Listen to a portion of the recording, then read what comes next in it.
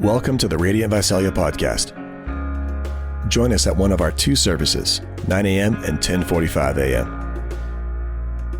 Download the Church Center app or visit our website, radiantvisalia.com, to stay connected with us. All right, enjoy. There is a heavenly city that I'm compelled to find. Morning, guys. Just want to first thank the elders for going to one service this summer, taking away my warm-up preach at 9 a.m. Not that that's how I ever think about it, but it totally is that when you haven't preached in a year. So I do believe God gave me something for us today. I also believe that I get as much time as I wanted to really make it sound pretty, so we'll see what happens. I know God's speaking already, and I'll be a small part of that, but it's just always a joy. I think more than preaching, I just look forward to being here among family. I mean, it's just so good to be here and worship and remember the big thing that God's doing. So, hey, I want to give you a small update on what's going on in Sacramento, of course, but first, I just wanted to really celebrate and lend my voice in support of what's going on in Tulare. I heard some really exciting stuff about Radiant Tulare on the horizon. I know it's in seed form at this point. It's a word of faith, that you guys are heading toward. Jared and Rachel are leading the charge, and I'm sure there'll be many that go with them. And I'm just so excited. I don't know how long ago it was, but maybe 4 or 5 years ago, I remember,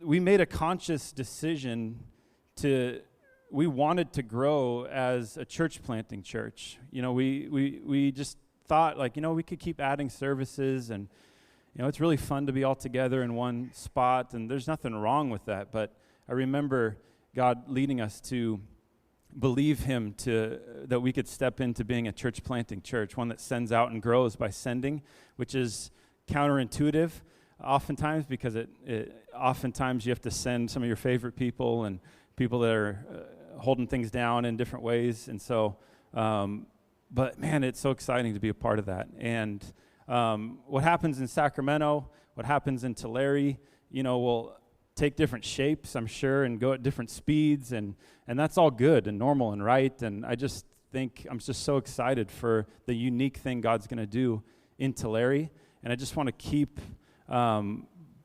believing together as a family for God to extend and expand the work He's doing here into new cities, new towns, and so I hope many of you are praying about going. Hope many of you are praying whether you're going to go and whether you're going to stay here. You're praying for the work that's going on there.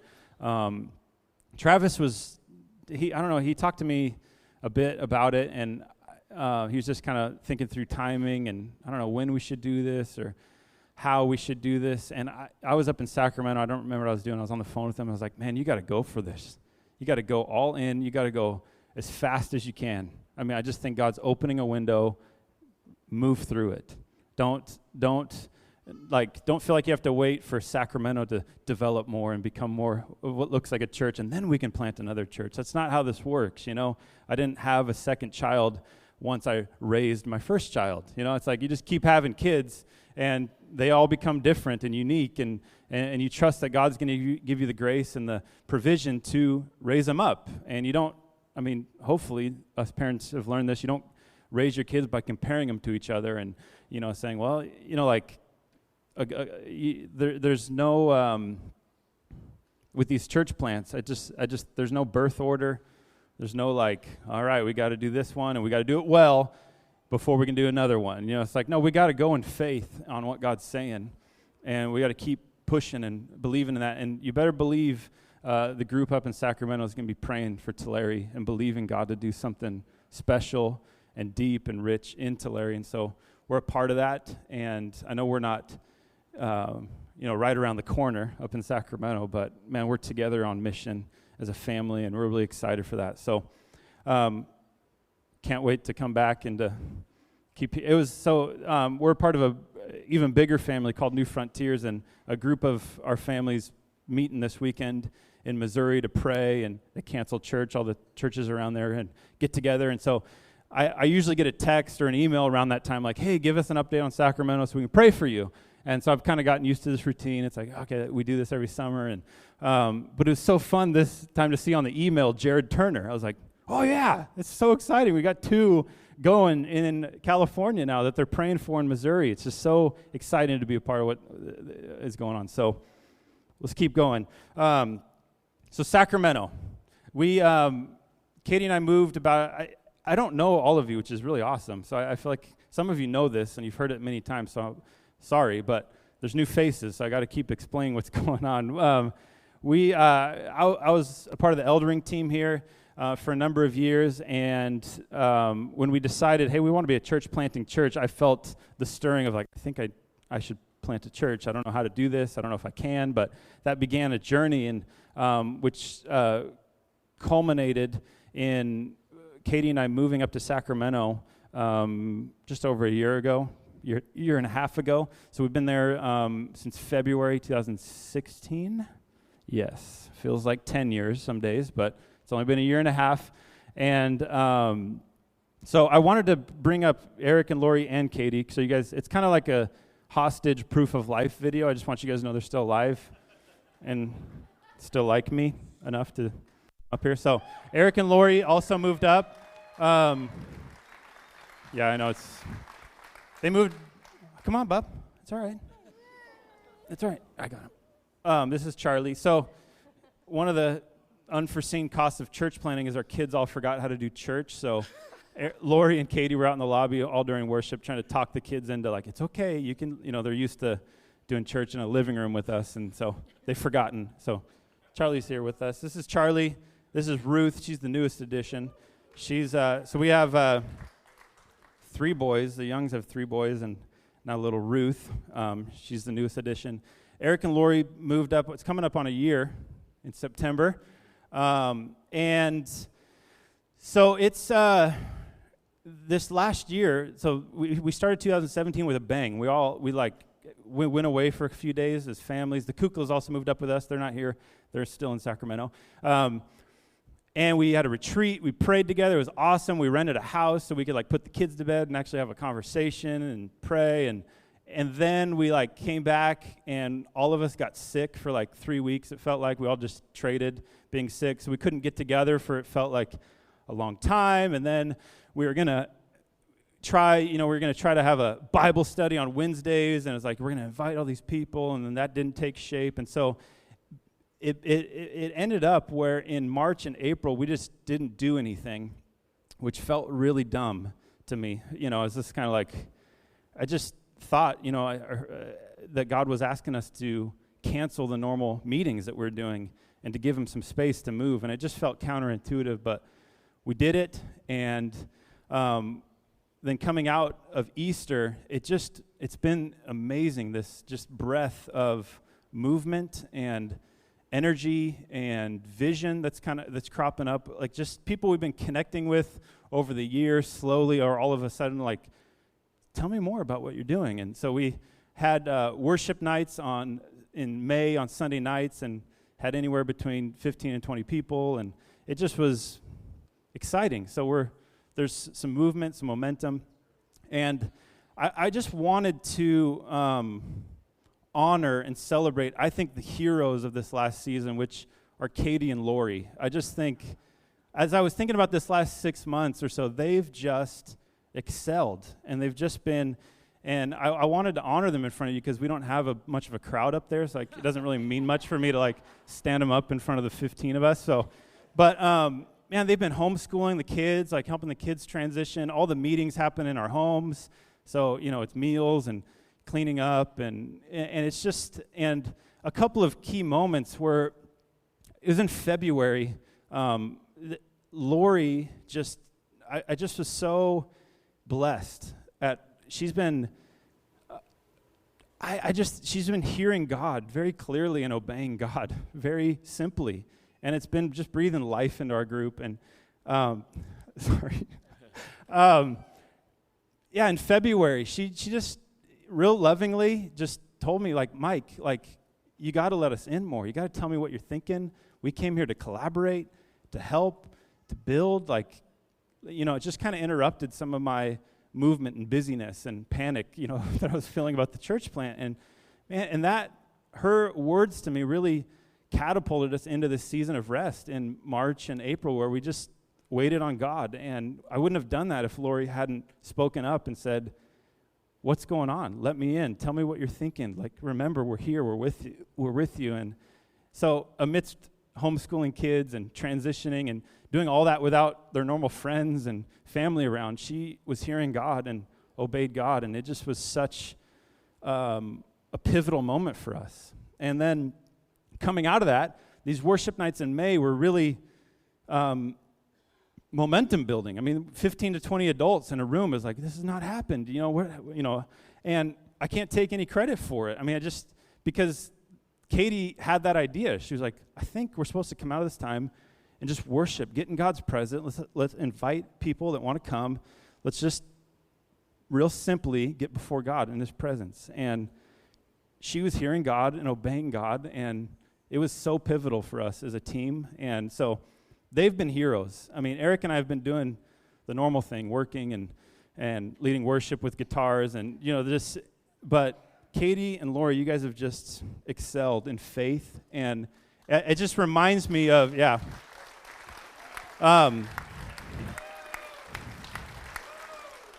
reminds me of the book of Acts. I mean, just countless times where women, like, supported Jesus out of their own means, and they're like unnamed women that helped Jesus' ministry keep going. And then, women that helped plant churches in key cities that were starting businesses and, opening their homes. It is inseparable from church planting, faith and generosity, and these women have really walked into it. So it's been good, totally. I'm supposed to preach, I forgot. But Eric, you want to pray for them? Just bless them. I just feel like a reverse Father's Day for us as Sacramento. I was like so thankful for the Father's Day blessing, and I don't know, Eric and I just wanted to bless these women specifically for the faith they've been walking in, and all they wanted to do was come here and worship, and then their kids were freaking out in the lobby and they couldn't even worship. So would you guys just agree and pray for just refreshing and blessing, and that God would just continue to build them up? Thank you, Father, that you know us and that you see us, each one of us, God, and you're speaking to us this morning. And we thank you for women that love you, Jesus, that for mothers too. Thank you, that was your design too, God. And we just bless Katie and bless Lori, Lord, today. Thank you for using them and filling them, Lord, to impact a city, God. Ultimately, Lord, your glory in a city, in the capital of California, Lord, strengthened by the hands and prayers and faith of women, Lord. We bless them, just bless them as their husbands, and as a church family, God, we bless the work that you're doing in Sacramento, Lord. And would you come, God, and fill that city with your glory, Lord. Fill our capital, Lord. May you have citizens of heaven that would come out of the capital city, Lord.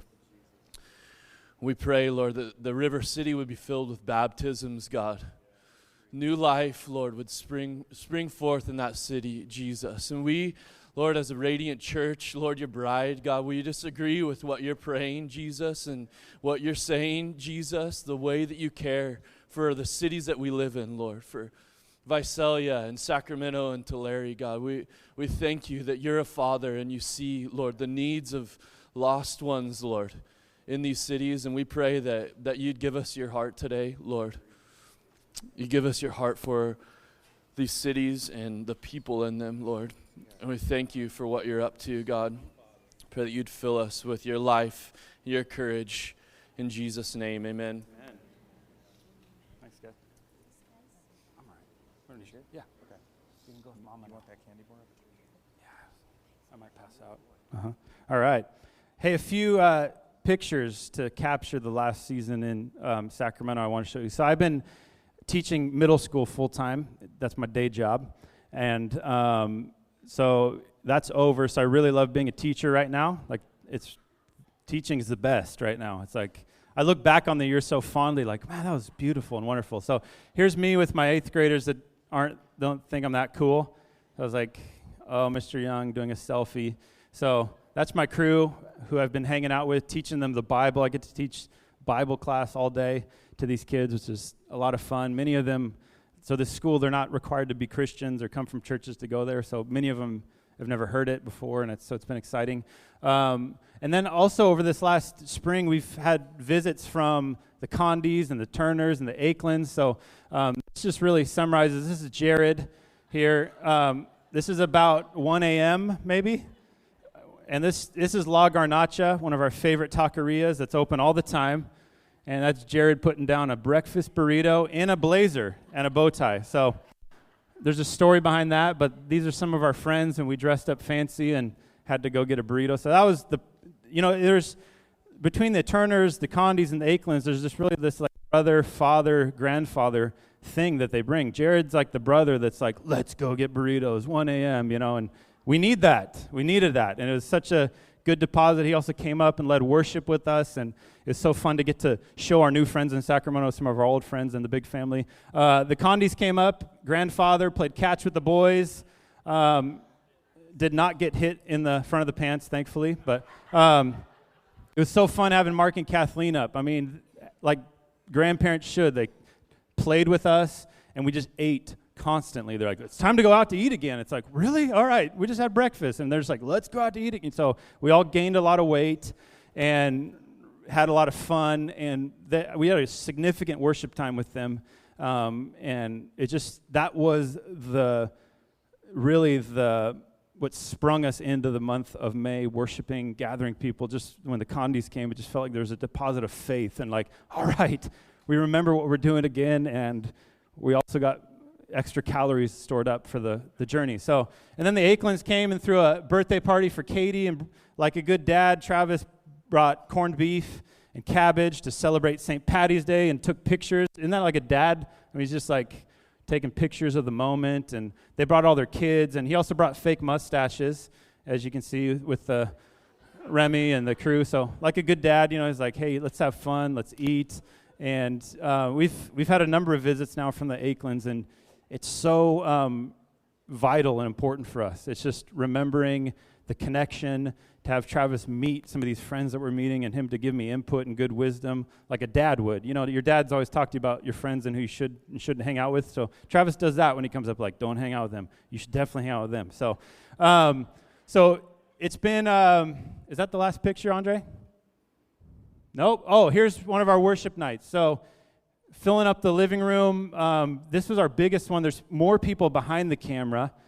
Even though half of those people are the Lippincots from here, it's still fine. Padding numbers is okay in church planting. So the Lippincots came up just to visit, and they brought all their kids, and they're not the kids, they're like grown men now, and they worshiped with us on our last worship night in May, and it just was so fun to again cross-pollinate, remind people, we're a part of a bigger family. So, and Mark Lippincot's playing the what is that called? Cajon. That's why he's sitting weird. So just wanted to explain that. But man, those worship nights were just so fun. It was just so important to get in God's presence.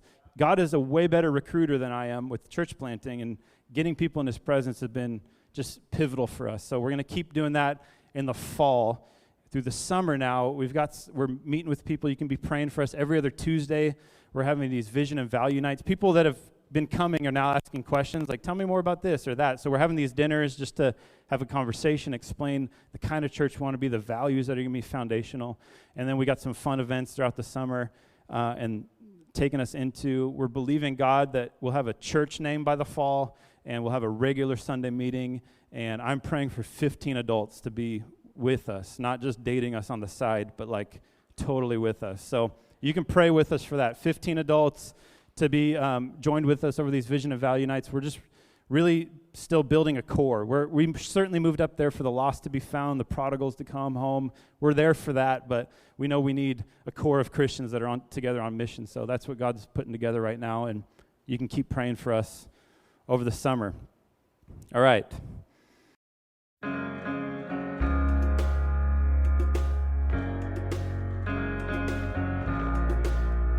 Thanks for listening. We want to be a resource for you as you walk with Jesus. So please connect with us at radiantvisalia.com. Until next time. There is a heavenly city that I'm compelled to find. Oh, I love the flowers and trees and the smell of the grinding sea and all the beautiful things here in life. And I'm a pilgrim here on the side of the great divide.